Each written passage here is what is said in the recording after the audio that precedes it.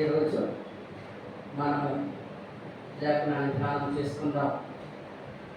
దేవుడి యెహోవా ఆయన కుమారుడైన క్రీస్తు ద్వారా బయలుపరిచిన లేఖనాలను మనం ధ్యానం చేసుకుందాం. మత్తయి సువార్త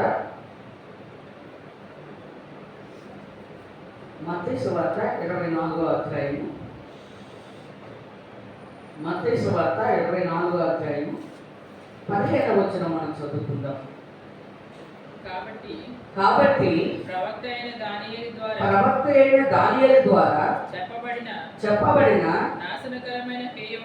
నాశనకరమైన హేయ వస్తువు పరిశుద్ధ స్థలమందు నిలుచుట మీరు చూడగానే చదువువాడు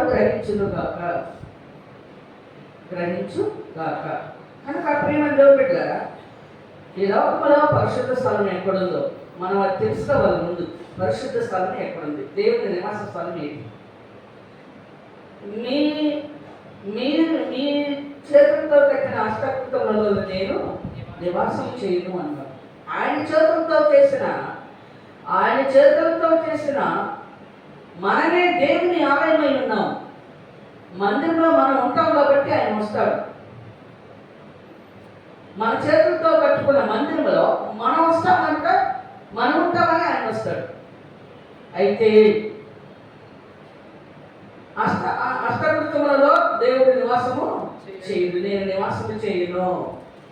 ఎవడు దీనుడై విరిగి నలిగిన హృదయం కలిగి నా మాట విని వణుకుచుండును వానినే నేను దృష్టించి ఉన్నాను అన్నాడు.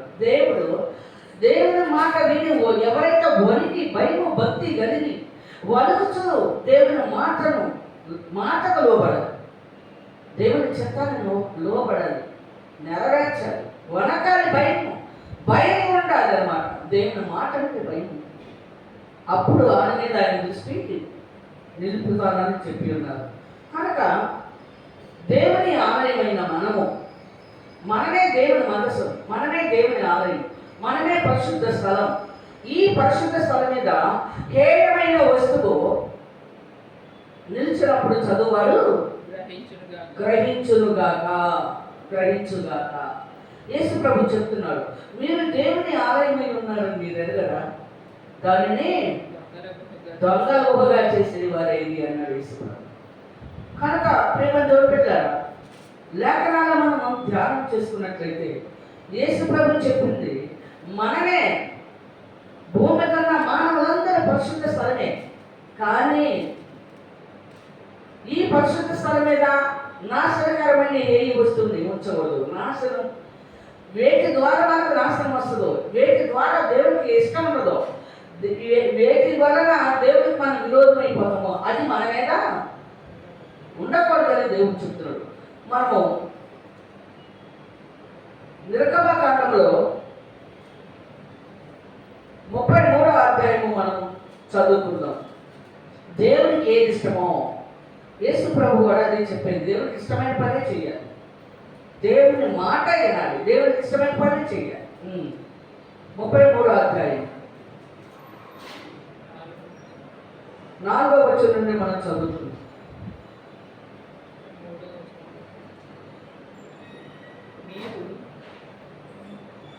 ఫస్ట్ నుంచి కూడా మనం చదువుకుంటే మంచిది. మరియు యెహోవా మోషేతో ఇట్లనెను, నీవు ఐగుప్తు దేశము నుండి తోడుకొని వచ్చిన ప్రజలను బయలుదేరి నేను అబ్రహాముతోను ఇస్సాకుతోను యాకోబుతోను ప్రమాణము చేసి నీ సంతానమునకు దీనినిచ్చేదనని చెప్పిన పాలు తేనెలు ప్రవహించు దేశమునకు లేచిపోండి. నేను నీకు ముందుగా దూతను పంపి కనానీయులను అమోరీయులను హిత్తీయులను పెరిజ్జీయులను హివ్వీయులను యెబూసీయులను వెళ్ళగొట్టెదను. మీరు లోబడనొల్లని ప్రజలు కనుక నేను మీతో కూడా రాను.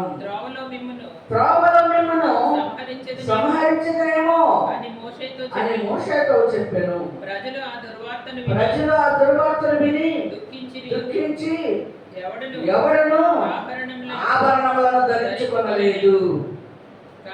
కాగా యెహోవా మోషేతో ఇట్లా నేను నీవు ఇశ్రాయేలీయులతో మీరు లోబడనల్లని ప్రజలు ఒక క్షణమాత్రము నేను మీ నడుమకు వచ్చితినా మిమ్మును నిర్మూలము చేసేదను గనుక మిమ్మును ఏమి చేయవలెనో అది నాకు తెలియబడినట్లు మీ ఆభరణములను మీ మీద నుండి తీసివేయుడి అని చెప్పమనెను. కాబట్టి ఇశ్రాయేలీయులు హోరేబు కొండ యొద్ద తమ ఆభరణములను తీసివేసిరి. దేవుడికి ఆభరణాలు అంటే ఇష్టం అన్నది.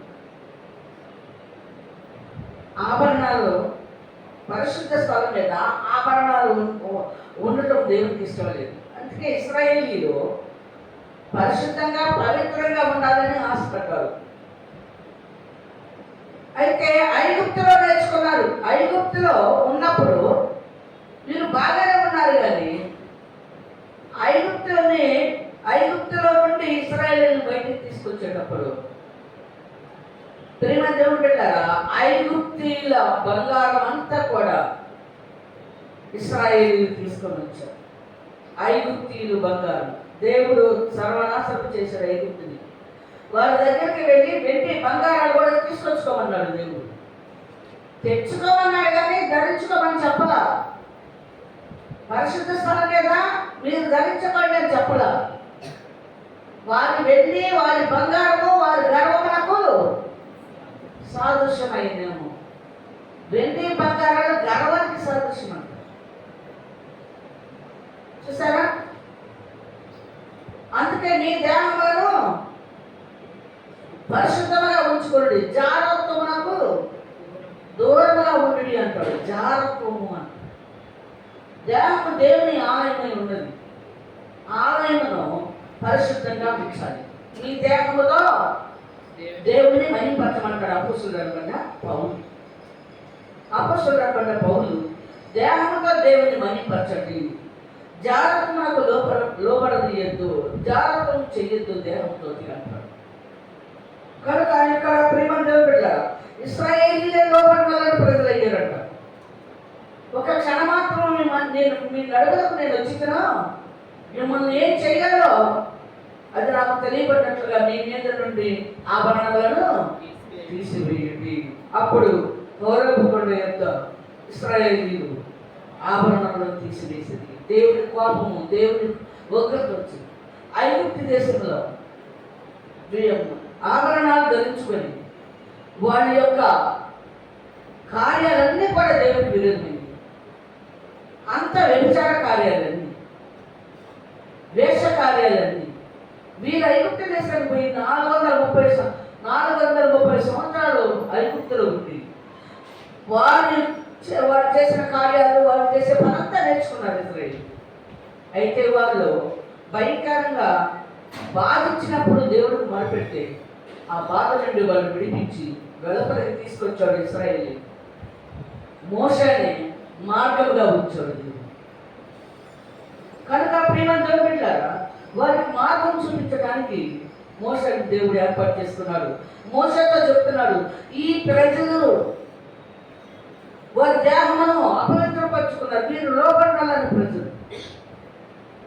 కనుక వీరు నేనేం చెయ్యాలో వారికి తెలియబడినట్లుగా వారి మీద ఉన్న ఆభరణములను తీసివేయమని చెప్పారు. కనుక ప్రేమ పెట్టారా, దేవునికి ఆభరణాలంటే ఇష్టం ఉండదు. పరిశుద్ధ స్థలంగా ఉండాలి. దేహము దేవుని ఆలయము, ఇది దేవుని నివాసము, దేవుని మందస్సు. దేవుడు ఇక్కడ ఉంటాడు, హృదయంలో ఉంటాడు. దేవుడు ఇక్కడ నివాసం చేయాలంటాడు. మనము నాశనకరమైన ఏ వస్తువుని పరిశుద్ధ స్థలం మీద, ఆ మాట యేసు ప్రభు చక్కగా పలికాడు. నాశనకరమైన ఏ వస్తువు పరిశుద్ధ స్థలం మీద నిల్చున్నప్పుడు చదువువాడు గ్రహించాడు. పరిశుద్ధ స్థలం అంటే ఏదో తెలియదు లోకంలో. పరిశుద్ధ స్థలం ఎక్కడుందో తెలియదు. చర్చియే పరిశుద్ధ స్థలం అనుకుంటారు. మీరు కట్టిన అష్టకృతములలో నివాసము చేయను అంటాడు దేవుడు. మనం పరిశుద్ధంగా పవిత్రంగా ఉంటుంది ఎక్కడ ఉండినా వస్తాడు. ఏ స్థలంలో ఉండినా దేవుడు మనకు తోడుగా ఉంటాడు, వస్తాడు, మనలో నివాసం చేస్తాడు. చూసారా? కనుక లేఖనాల్లో మనం మరి ఒక లేఖన భాగమును ధ్యానం చేసుకుందాం. చూడండి ప్రియమైన దేవుని పిల్లలారా, దానియేలు గ్రంథంలో ఒక మాట చదువుదాం.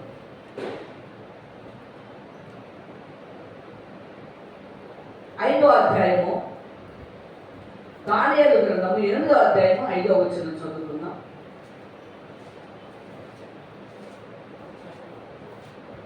ఈ మాటను యేసు ప్రభు ఎత్తి చూపిస్తాడు.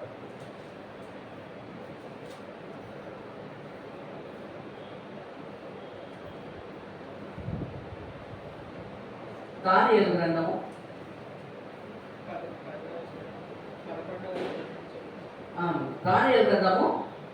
8వ అధ్యాయము 11వ వచనం మనం చదువుకుందాం. ఆ సైన్యం యొక్క అధిపతికి విరోధముగా తన్ను హెచ్చించుకొని అనుదిన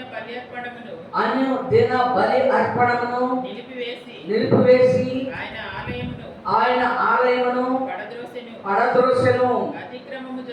అతిక్రమము జరిగినందున అనుదిన బలిని నిలుపు చేయుటకై ఒక సేన అతనికి ఇయ్యబడెను. అతడు సత్యమును వ్యర్థపరిచి ఇష్టానుసారముగా జరిగించుచు అభివృద్ధి నొందెను.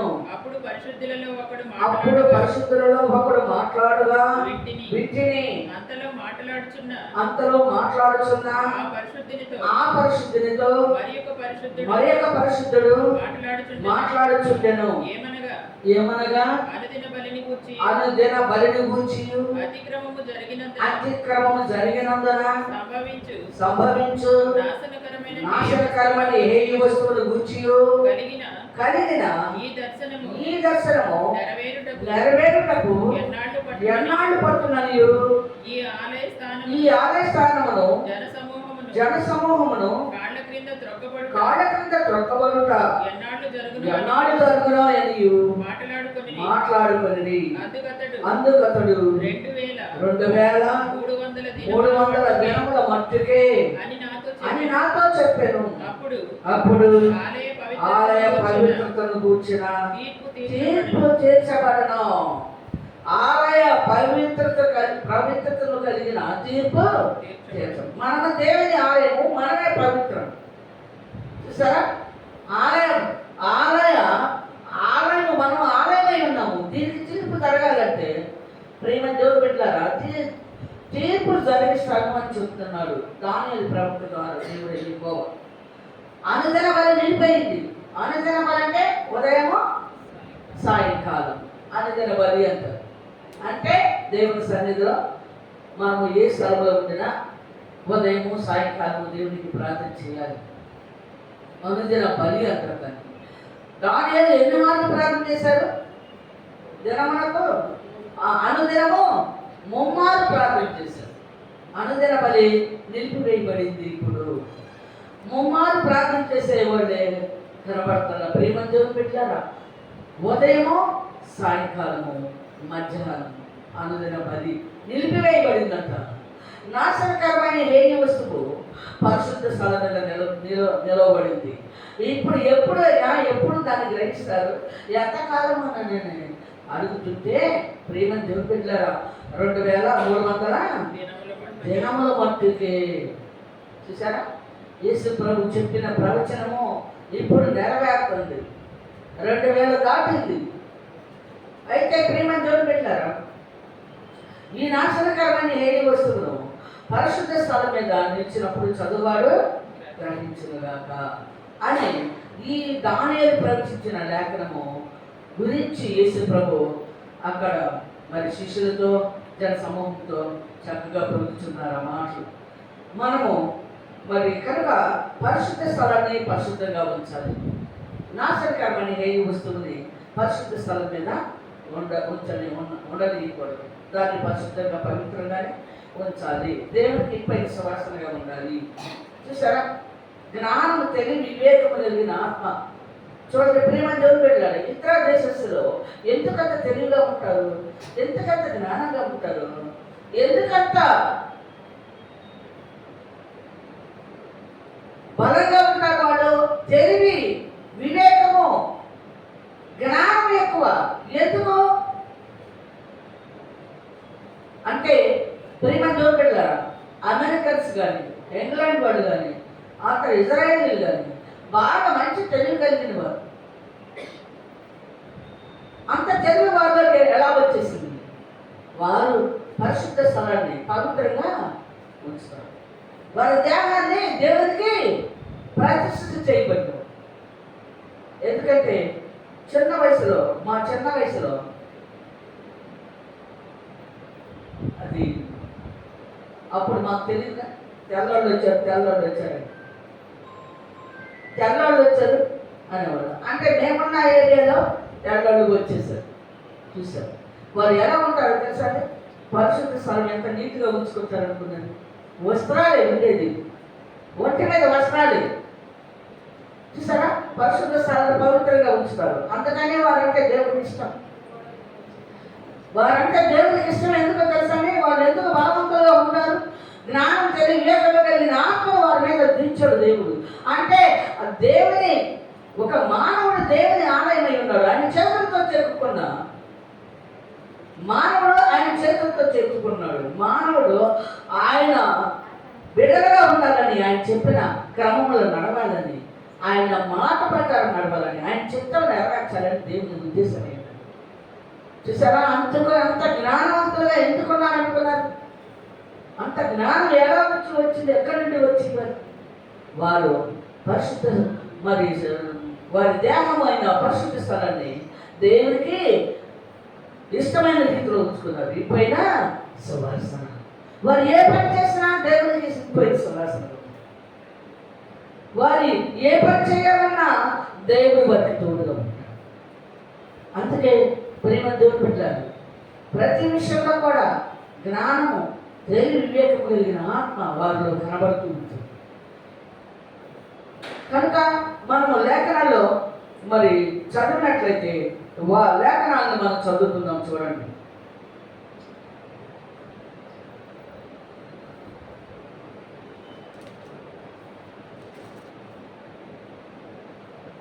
దానియేలు గ్రంథము 12వ అధ్యాయము,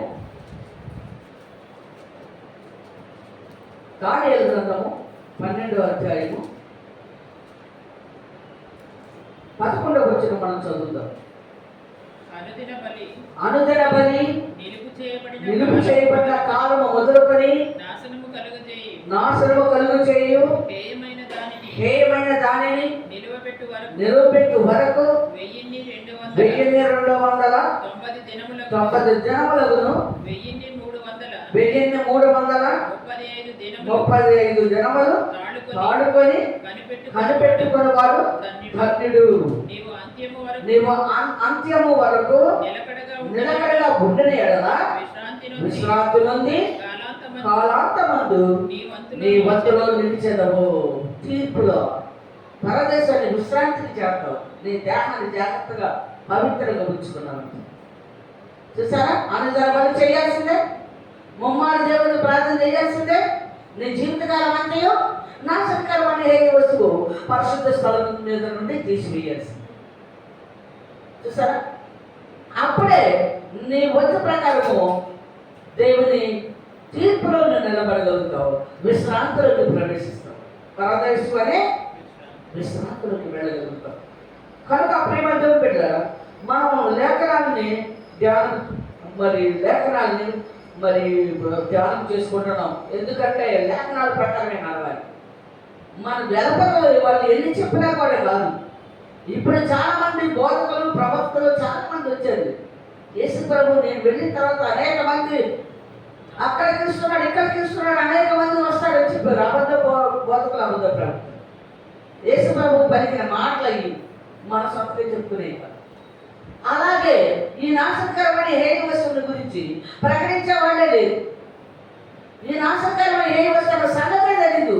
అవి వెండి బంగారాలన్న సంగతి, అది దేవుడికి హేయమన్న సంగతే తెలియదు. చూసారా? కనుక మనము పరిశుద్ధ స్థలాన్ని మనం కాపాడుకోవాలి. మన వంతు ప్రకారము విశ్రాంతిలో నిలిచి ఉండాలంటే, పరదర్శిలోనే విశ్రాంతిలోకి వెళ్ళాలంటే పరిశుద్ధ స్థలాన్ని పవిత్రంగా ఉంచాలని లేఖనాల్లో వ్రాయబడి ఉన్నది. చూడండి ప్రియమంది, ఏబు గ్రంథము, ఏబు గ్రంథంలో ఒక మాట చదువుకున్నాం. చూడండి 22వ అధ్యాయము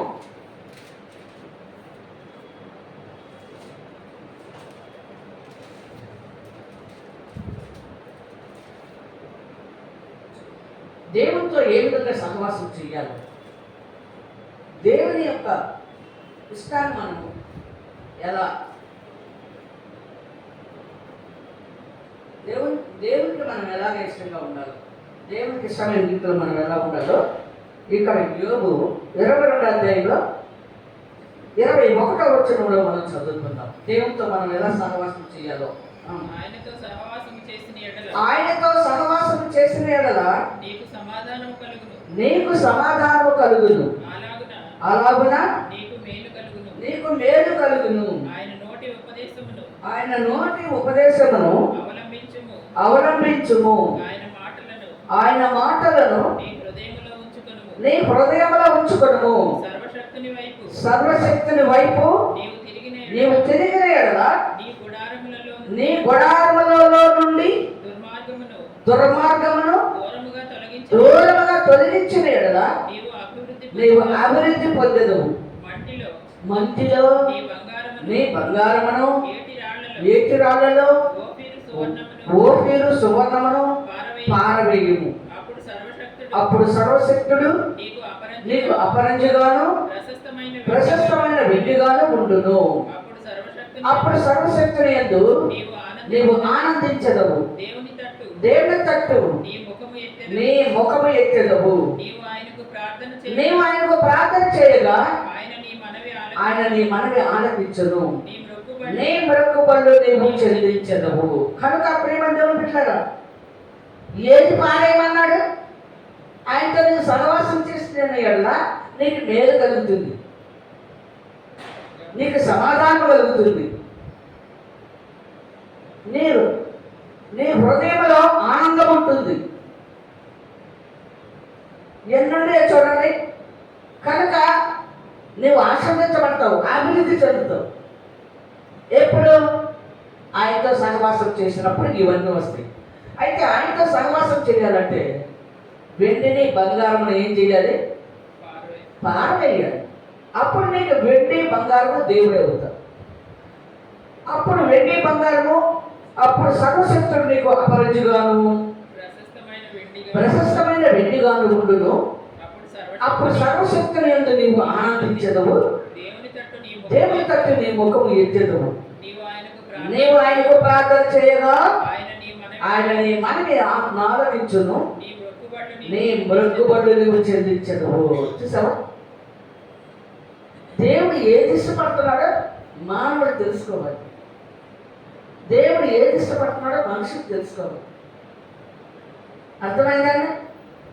దేవుని ఆలయాన్ని పాడు చేయకూడదు. దేవుని ఆలయాన్ని పాడు చేసిన వాడిని నేను పాడు చేస్తాను అంటున్నాడు. మనమే దేవుని ఆలయము. యోబు గ్రంథము 34వ అధ్యాయంలో కూడా ఒక మాట చదువుకుందాం మనం. యోబు గ్రంథము 31:24.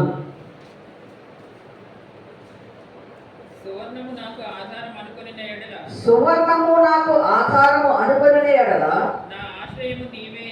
నా ఆశ్రయము నీవే అని మేలిమి బంగారుతో నేను చెప్పిన ఎడలను నా ఆస్తి గొప్పదని గాని నా చేతికి విస్తారము సొత్తు దొరికినని గాని నేను సంతోషించిన ఎడల సూర్యుడు ప్రకాశించినప్పుడు నేను అతనినే గాని చంద్రుడు మిక్కిలి కాంతి కలిగి మిక్కిలి కాంతి కలిగి నడుచుచుండగా అతనినే అతనినే గాని చూచి చూచి నా హృదయము రహస్యముగా ప్రేరేపింపబడి వారి తట్టు చూచి నా నోరు ముద్దు పెట్టిన ఎడ్లను పరమనున్న దేవుని దృష్టికి నేను వేషధారినవుదును. కదా, చూసారా? సూర్యుడు చంద్రుడు, సూర్యుడు చంద్రుడు వాటికి సాగిపడి నమస్కారం చేస్తాం. వెండి బంగారమును మనం ఆశించకూడదు. ఆ వెండి బంగారమే నాశనకరమని వస్తుంది. మనకి దేవునికి సంబంధం లేకుండా చేస్తుంది వెండి బంగారం. అది మన ఇంట్లో ఉండొచ్చు, దేవుని ఇంటి మీద పెట్టకూడదు, దేవుని నివాస స్థలం మీద ఉంచకూడదు, ఇంట్లో ఉంచుకో, దానికి విలువ ఉంది. వెండి బంగారాలు అది విలువ కలిగిన ఇంట్లో ఉంచుకోవచ్చు. వాటిని పరిశుద్ధ స్థలం మీద పెట్టకూడదు. అందుకనే ప్రభుత్వం ద్వారా దేవుడు మనకు బయలుపరిచి ఇచ్చారు. మరి ఒక లేఖన భాగము యెషయా గ్రంథము 3వ అధ్యాయము 16వ వచనం మనం చదువుకుందాం. యెషయా గ్రంథము 3వ అధ్యాయము 16వ వచనం. మరియు యెహోవా సెలవిచ్చినదేమనగా సియోను కుమార్తెలు గర్విష్ఠురాండ్రై మెడచాచి నడుచుచు వార చూపులు చూచుచు కులుకుతో నడుచుచు తమ కాళ్ళ గజ్జలను మ్రోగించుచున్నారు. కాబట్టి ప్రభు సియోను కుమార్తెల నడునెత్తి బోడి చేయును. యెహోవా వారి మానమును బయలుపరచును. ఆ దినమున యెహోవా గల్లు గల్లుమను వారి పాదభూషణములను సూర్యబింబ భూషణములను చంద్రవంకలను భూషణములను కర్ణభూషణములను కడియములను నాణ్యమైన ముసుగులను కొల్లాయిలను కాళ్ళ గొలుసులను వడ్డాణములను పరిమళ ద్రవ్యపు భరణలను రక్షరేకులను ఉంగరములను ముక్కు కమ్ములను ఉత్సవ వస్త్రములను ఉత్తరీయులను పైటలను సంచులను చేతి అద్దములను సన్నపు నారతో చేసిన ముసుగులను పాగాలను శాలులను తీసివేయును. అప్పుడు పరిమళ ద్రవ్యమునకు ప్రతిగా మురుగుడును, నడికట్టుకు ప్రతిగా త్రాడును, అల్లిన జడకు ప్రతిగా ఓడితలయు, ప్రశస్తమైన పై వస్త్రములకు ప్రతిగా గోనె పట్టయు, అందములకు ప్రతిగా వాకిలిను ఉండును. ఖడ్గము చేత మనుషులు కూలుదురు, యుద్ధమున నీ బలాఢ్యులు పడుదురు. పట్టణపు గుమ్మములు బాధపడి దుఃఖించును, ఆమె ఏమీ లేనిదై నేల కూర్చుండను. ఖడ్గం అంటే దేవుని కోపము. దేవుని కోపము మనుషుల మీదకి, సియోను కుమార్తెల మీదకేనండి. అంటే దేవుని సన్నిధికి వెళ్తారు, వస్తుంటారు, వెళ్తున్నారు. వెళ్తాం అంటే తెలుస్తుంది, కానీ పరిశుద్ధ స్థలాన్ని ఎలా ఉంచాలో, దేవుడికి ఇష్టంగా ఉంచాలా లేదా తెలియదు. పరిశుద్ధ స్థలం మీద నాశనకరమైన హేయి వస్తుంది. చూసారా? యేసు ప్రభు దానియేలు ప్రభుత్వ ప్రవచించిన ప్రవచనమును ఎత్తి చూపిస్తున్నాడు. కనుక యెషయా ప్రభుత్వ ప్రవచించిన లేఖనమును మనం చదువుకుంటున్నాం. సియోను కుమార్తెలు గర్విష్ఠురాండ్రై మెడచాచి నడుచుచు వారు చూపులు చూచుచు కులుకుతో నడుచుచు తమ కాళ్ళ గజ్జలను మ్రోగించుచున్నారు. కాబట్టి ప్రభు సియోను కుమార్తెల నడునెత్తి బోడి చేయును. యెహోవా వారి మానమును బయలుపరచును.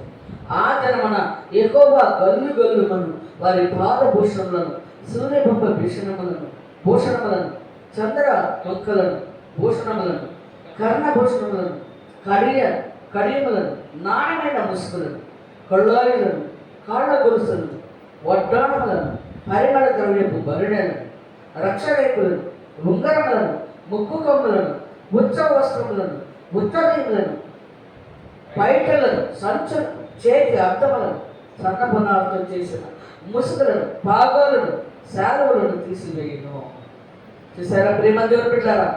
ఎప్పుడు ఇవన్నీ మనం ధరించుకున్నప్పుడు మనం ఎప్పుడు పిలిస్తే అప్పుడు వెళ్ళాలిగా.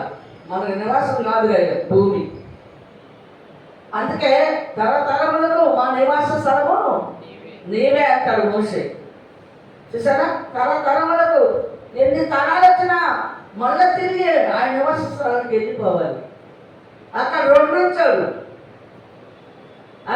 ఉంచాడు, పాతాళము, పరదైసు, అగ్నిగుండము, పర్వత పట్టడం. చూసారా, ఈ లోకంలో మనం చనిపోతే పరదైసు, పాతాళం. శివుల దొంగ యేసు ప్రభు చెబుతున్నాడు, నేడు నీవు నాతో కూడా పరదైసులో ఉందువు. పాపం ఒప్పుకున్నాడు, దొంగని తెలుసుకున్నాడు, నీతిమంతుడు ఎవరో తెలుసుకున్నాడు. యేసు నీతిమంతుడు, దేవుని కుమారుడు నీతిమంతుడు.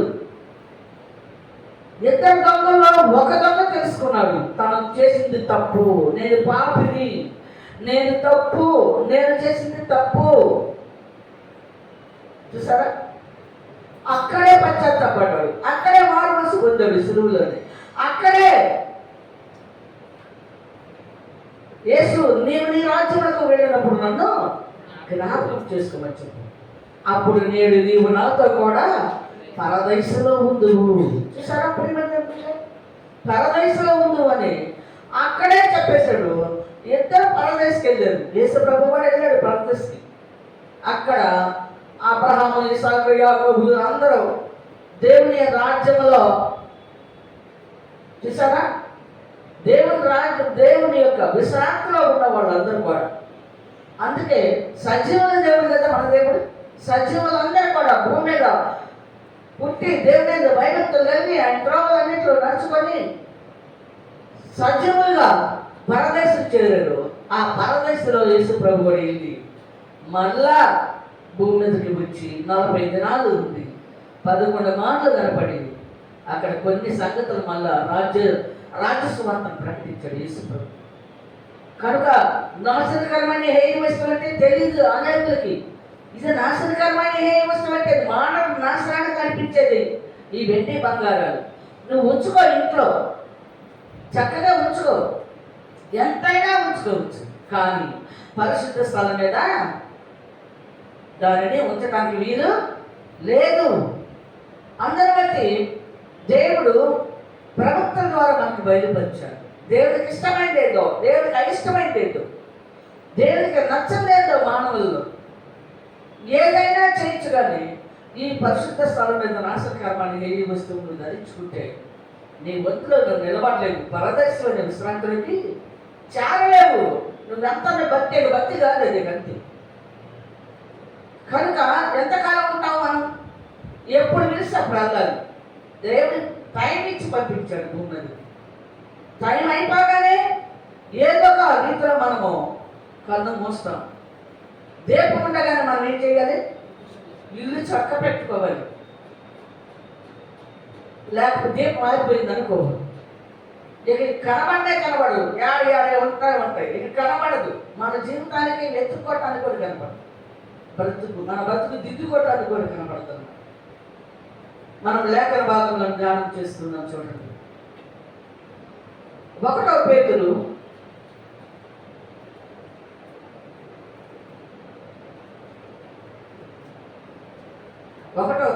3వ అధ్యాయము 1వ వచనం చదువుకుందాం.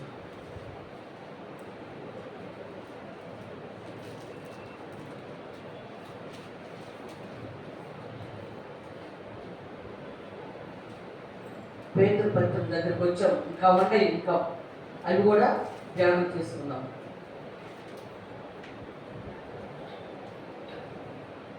శిష్యులు వాడు ఏం చెప్పారో మనం చక్కగా వినాలి. యేసు ప్రభు చెప్పిన మాటలే కాదు, శిష్యులు చెప్పిన మాట కూడా. వాళ్ళు యేసు ప్రభుని అనుసరించారా లేదా, బోధించారా లేదా మనం తెలుసుకోవాలి. అటువలే స్త్రీలారా అటువలే స్త్రీలారా మీరు మీ స్వపురుషులకు మీరు మీ స్వపురుషులకు లోబడి ఉండుడి. లోబడి ఉండుడి. అందువలన వారిలో ఎవరైనను ఎవరైనను వాక్యమునకు అవిధేయులైతే వారు భయముతో కూడిన మీ పవిత్ర ప్రవర్తనను చూచి వాక్యము లేకుండానే తమ భార్యల నడవడి వలన రాబట్టవచ్చును. జడలు అల్లుకొనుటయు బంగారు నగలు పెట్టుకొనుటయు వస్త్రములు ధరించుకొనుటయు వెలుపటి అలంకారము మీకు అలంకారముగా ఉండక సాధువైనట్టు మృదువైనట్టునైనా గుణమును అక్షరాలంకారము గల మీ మీ హృదయపు అంతరంగ స్వభావమును మీకు మీకు అలంకారముగా ఉండవలెను. అది దేవుడి దృష్టికి మిగుల విలువ గలది చాలు. కనుక ప్రేమ దేవుడి పిల్లలారా, ఈ విధముగా స్త్రీలు ఎలా ఉండాలో చక్కగా చెప్పారు. స్త్రీలు ఎలా ఉండాలో చెప్పాలి. మీ ప్రవర్తన వలన, మీ యొక్క పరిశుద్ధ ప్రవర్తన వలన వాళ్ళంట మారు మనసు పొందుతారు. వారు కూడా ప్రేమ దేవుడు పెట్టారా మారు మనసు పొందడానికి అవకాశం కలుగుతుందని చెప్తూ ఉన్నారు. భయముతో కూడిన మీ ప్రవర్తన వలన చూచి వాక్యం లేకుండా తమ భార్యల నడవడి వలన రాబట్టవచ్చును. సరే, భార్యలు పరిశుద్ధంగా పవిత్రంగా ఉండాలి. నాశనకరమైన ఏ వస్తువు ఉండకూడదు. జడలతో కూడా అల్లకూడదు.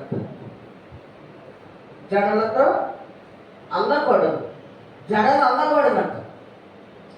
ఇక్కడ రాయబడింది, జడలు అల్లుకొనుటయు బంగారు నగలు పెట్టుకొనుటయు వస్త్రములు ధరించుకొనుటయు. నన్ను వస్త్రములు అంటే వెలగల వస్త్రములు, పట్టు వస్త్రములు, పెద్ద పెద్ద, చూసారా? అదనమాట. సామాన్యంగా ఉండాలి, వర్జనగా ఉండాలి. ఈ లేఖనాలు చెప్తుంది ఎవరు? పేతురు, యేసు శిష్యుడైన పేతురు. దైవభక్తి కలిగిన స్త్రీల వలె హృదయాలంకారంతో ఉండాలి. అంతేకాని మన ఇష్టం వచ్చినట్టుగా ఉండకూడదు. ప్రేమ పెట్టారా?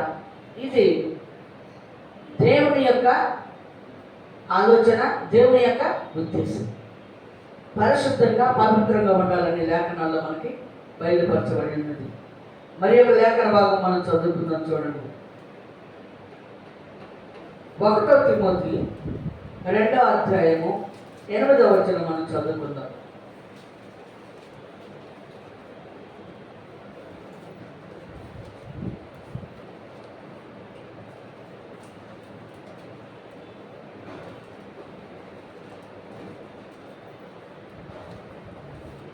ఒకటో తిమోతి 2వ అధ్యాయం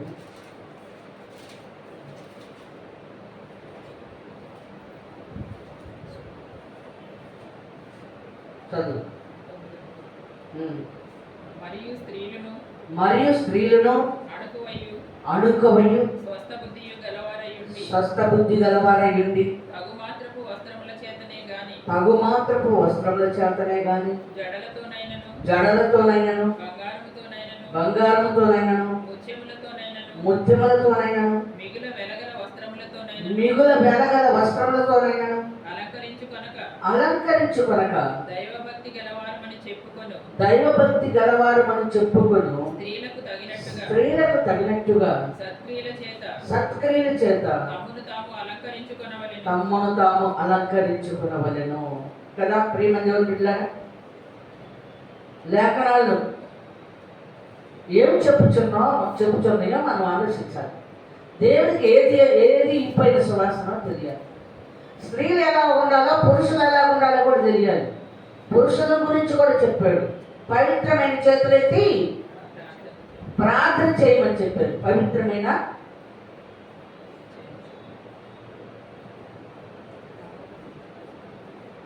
పవిత్రమైన చేతులెత్తి ప్రార్థన చేయవలెను. చేయవలెను. లేఖనాల్లో చక్కగా 8వ 2వ మనం చదువుతున్నాం. కావున ప్రతి స్థలమందు పురుషులు కోపమును సంశయమును లేనివారై పవిత్రమైన చేతులెత్తి ప్రార్థన చేయవలనని కోరుచున్నాను. మరియు స్త్రీలను అనుకమయు స్వస్థ బుద్ధి గలవారై ఉండి తగుమాత్రపు వస్త్రముల చేతనే గాని జడలతోనైనను బంగారములతోనైనను ముత్యములతోనైనను మిగుల వెనగల వస్త్రములతోనైనను అలంకరించుకొనక దైవ భక్తి గలవారమని చెప్పుకున్న స్త్రీలకు తగినట్టుగా సత్క్రియల చేత తమ్ము తాము అలంకరించుకొనవలెను. కనుక ప్రియమని దేవుడు పెట్టారా, పురుషులకు చెప్పాడు, స్త్రీలకు చెప్పాడు. చూసారా, పురుషులకు చెప్పాడు ఎట్లా చేయాలి ప్రార్థన. అసలు ఆడంలో ప్రార్థన ఎక్కడుంది? చేతులెత్తి ప్రార్థన చేయడానికి భక్తి ఎక్కడుంది? ప్రతి పవిత్రమైన చేతులెత్తి ప్రార్థన చేయాలంట. ఎక్కడుంది పవిత్రత? ఎక్కడుంది పరిశుద్ధం? చేతులెత్తి ప్రార్థన చేయడానికి పవిత్రం ఉండాలి. ప్రేమని దేవుడు పెట్టారు, మీరు దీన్ని వదలలేరు, వాడు దాన్ని చేయలేదు. ఈ పురుషులు పవిత్రమైన ఆ చేతులెత్తి ప్రార్థన చేయలేదు, వీళ్ళు నాశనకరమైన హేయ వస్తువుని విడిచిపెట్టలేదు. ఇద్దరు చేసేది ఒకే. చూసారండి, ఇద్దరు ఒకే త్రోవలో వద్దన్న పనే చేస్తారు. పవిత్రమైన చేతులెత్తి ప్రార్థన చేయమని పురుషులకు చెప్తున్నారు.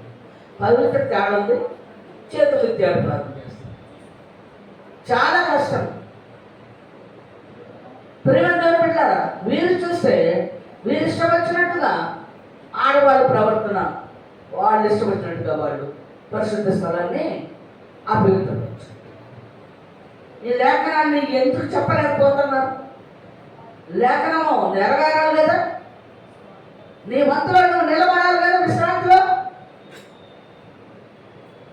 నీ వంతులో నువ్వు నిలబడాలంటే క్రమం ఉండాలి. భూమి మీద పురుషులకు ఉండాలి, స్త్రీలకు ఉండాలి. ఇద్దరికీ చెప్తున్నాడు, ఒక స్త్రీలకే కాదు. ప్రేమని చెప్పట్లేదా, ఇద్దరికీ చెప్తున్నాడు. ఇద్దరు అనుకునే స్వస్థబుద్ధి కలిగి ఉండాలి, ఇద్దరు దేవుని మీద భయభక్తులు కలిగి ఉండాలి. అబ్రహాం శారాలు దేవుని మాట విన్నారు, ఇద్దరు మంచి మార్గంలో చక్కగా ఇద్దరు నడుచుకున్నారు. ఆ విధంగా అందుకే అబ్రహాం ఏమో విశ్వాసులకు తండ్రి, శారా విశ్వాసులకి తల్లి. వాళ్ళిద్దరిని ఉదాహరణ తీసుకున్నారు. కనుక నాశనకరమైన ఏ వస్తువులు పరిశుద్ధ స్థలం మీద నిలిచినప్పుడు చదువువాడు గ్రహించుడుగా. కానీ లేఖనాల్లో వ్రాయబడి మరి దేవుని యొక్క మరి ప్రవక్త ద్వారా దేవుని ఉద్దేశాన్ని బయలుపరిచారు, దేవుని ఇష్టాన్ని బయలుపరిచారు. మనం మరి ఆ ధర్మశాస్త్రంలో చదువుకున్నాం, మధ్యలో ప్రవక్త లేఖనాలు చదువుకున్నాం. ఇక్కడ కొత్త నిబంధనలో శిష్యుల దగ్గర కూడా మనం చక్కగా శిష్యులు చక్కగా చెప్పగలిగే మాటలన్నీ కూడా మనం ఇంకొక లేఖన భాగం చదువుకొని ముగించుకుందాం.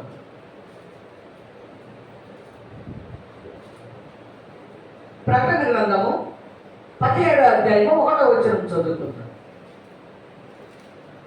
ప్రకటన గ్రంథము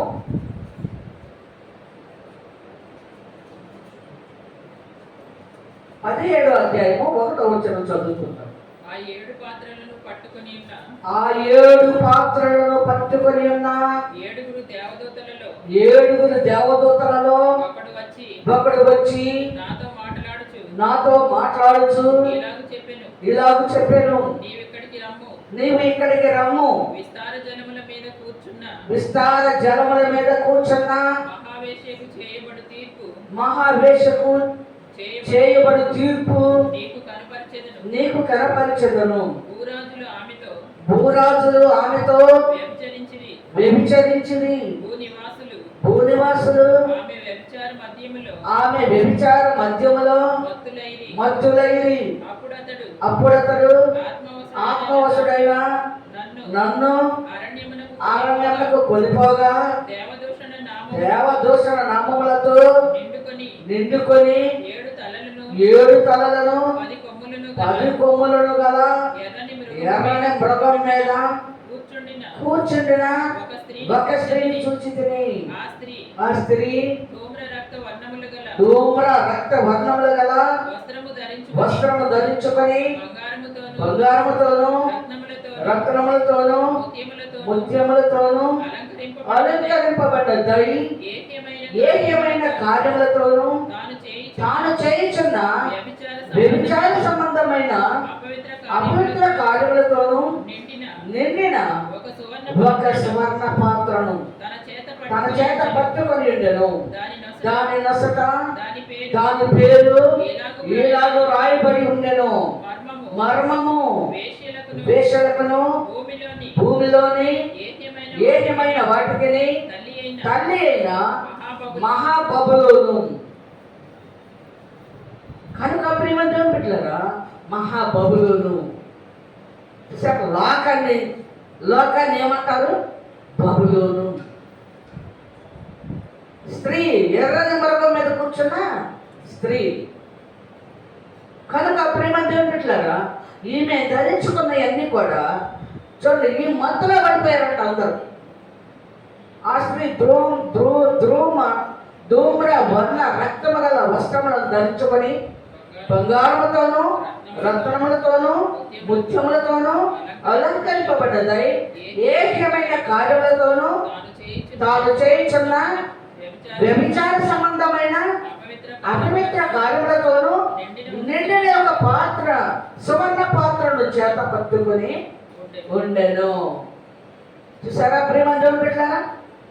కనుక 7 తలలను 10 కొమ్ములను గల ఎర్రని మృగం మీద కూర్చుండిన ఒక స్త్రీని చూచితిని. ఆ స్త్రీ కనుక ప్రేమంజోని పెట్టారా? ఈ స్త్రీ ఎక్కడి నుండి వచ్చిందో, ఈ స్త్రీ మరి ఈ భూమి మీద ఏ విధంగా పనిచేస్తుందో, ఏ విధంగా భూరాజులంతా దాని మత్తులో పడిపోయారు, దాని మాయలో పడిపోయారు, మనము చక్కగా దేవుడు మనకు లేఖనాల ద్వారా బయలుపరుస్తున్నారు. కనుక ఆ రూపం మనలో ఉండకూడదు, ఆ వ్యభిచార మధ్యలో మనం పడకూడదు, ఆ మధ్యలో మనం పడకూడదు. కనుక ప్రేమ దేవుని బిడ్డలారా, అది వేషాన్ని చెప్తున్నాడు, ఆ వ్యభిచార స్త్రీ అని చెప్తున్నాడు. దాని మధ్యలో పడిపోయారంట భూరాజులందరూ కూడా.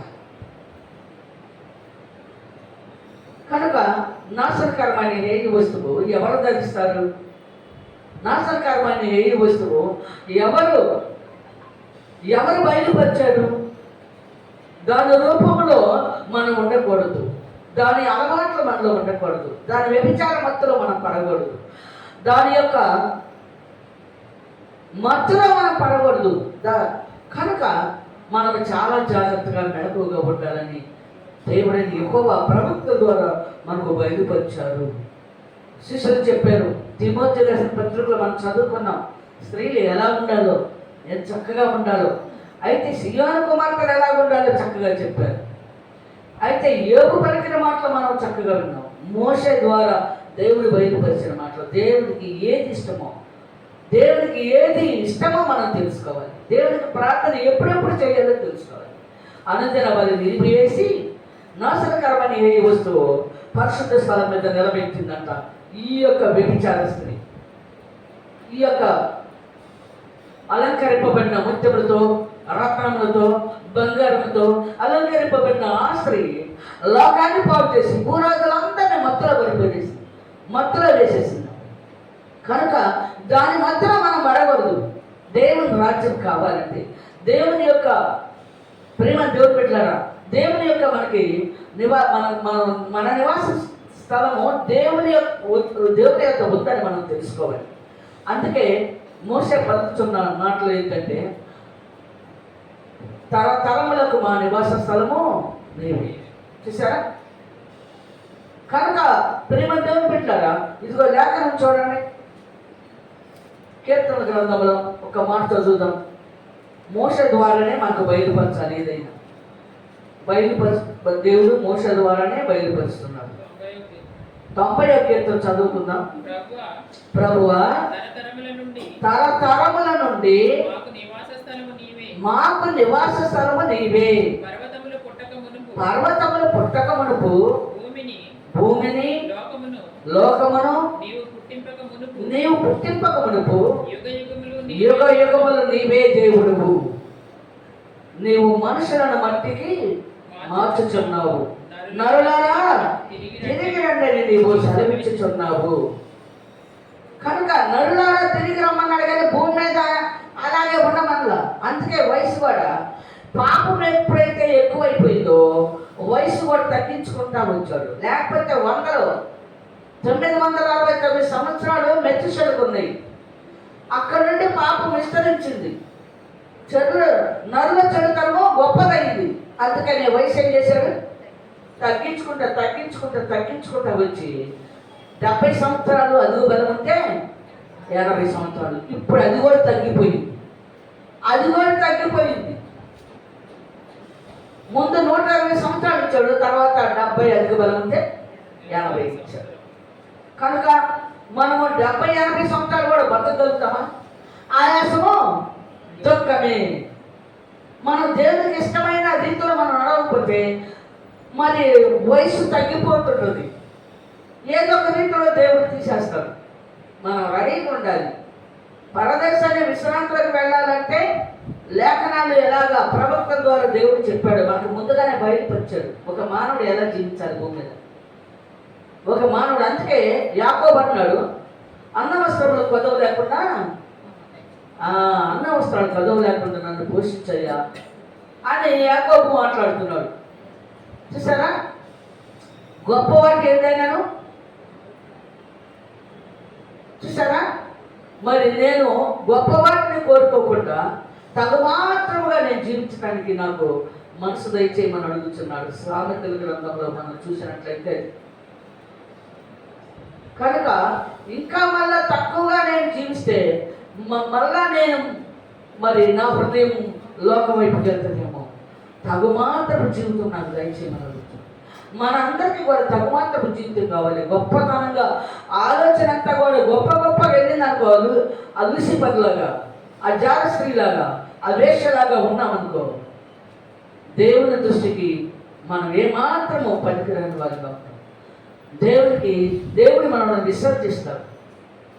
కనుక నేను మనందరం కూడా నాశనకరమైన ఏ వస్తువు పరిశుద్ధ స్థలం మీద నిలిచినప్పుడు చదువువాడు గ్రహించుగా. కానీ యేసు ప్రభు పలికిన మాటల ప్రకారము, ప్రవక్తలు చెప్పిన మరి లేఖనాల ప్రకారం మనం నడుచుకొని మన యొక్క బ్రతుకు దినములన్నీ కూడా దేవుడితో సహవాసం చేసి ఈ భూమి మీద బ్రతికినంత కాలము అభివృద్ధి చెంది మేలు పొందుతూ, ఆశీర్వదించబడుతూ, అభివృద్ధి పొందుతూ, ఆనందిస్తూ ఈ లోకంలో జీవించాలని దేవుడి యెహోవా ప్రవక్తల ద్వారా మనకు బయలుపరిచారు. కనుక మనం చక్కగా లేఖనములను ధ్యానం చేసుకుంటున్నాం. దేవుడి యెహోవా మరి ఈ యొక్క లేఖనములను అనేకులకు ఉపయోగపడినట్లుగా మనం సిద్ధపడి అనేక మందిని సిద్ధపరచుకుందాం. దేవుడు తన వాక్యము దీవించునుగా. దేవునికి స్తోత్రం.